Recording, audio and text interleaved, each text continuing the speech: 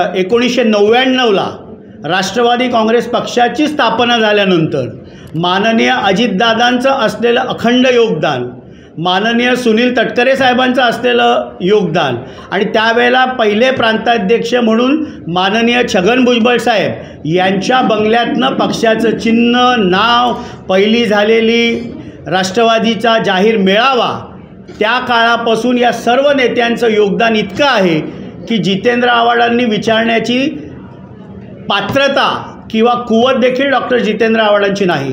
सातत्याने सूर्याजी पिसाळ आणि खंडू खोपडे हे आमच्या नेत्यांना ते बोलत असतात, पण राष्ट्रवादीमधला सूर्याजी पिसाळ आणि खंडू खोपडे कोण असेल तर तो जितेंद्र आव्हाड आहेत।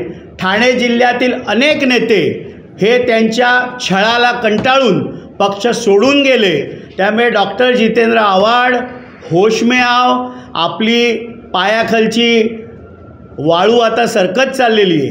खारलँडच्या इथे देखील त्यांनी जे एक सांस्कृतिक व्यासपीठ होतं की पालखी नाचवण्याचा कार्यक्रम तिथे सांस्कृतिक होता, तिथे देखील जाऊन त्यांनी अशाच प्रकारची आगपाखड केली। मी तर त्यांना 24 तासामध्ये चॅलेंज दिलं होतं, तुमचं पक्ष कार्यालय अधिकृत आहे का अनधिकृत आहे सांगावं। त्याही वेळेला त्यांनी कांगावा केला की खारलँडचं ग्राउंड कोणी बंद केलं। ग्राउंड बंद व्हावं हे राष्ट्रवादीची भूमिका अजिबात नव्हती। ते ग्राउंड त्यांनी त्यांचं जे व्यक्तिगत जहागीर केली होती त्याला राष्ट्रवादीचा विरोध आहे। त्या ग्राउंडमध्ये सांस्कृतिक कार्यक्रम व्हावेत, कळवेकरांनी त्याचा आस्वाद घ्यावा, आनंद घ्यावा, पण ती त्यांची वैयक्तिक जहागीर नाही। तुमचं कार्यालय अधिकृत आहे का अनधिकृत आहे हे मात्र कळवेकरांना तुम्ही आज तरी सांगा, हे मी त्यांना पुन्हा एकदा चॅलेंज देतोय।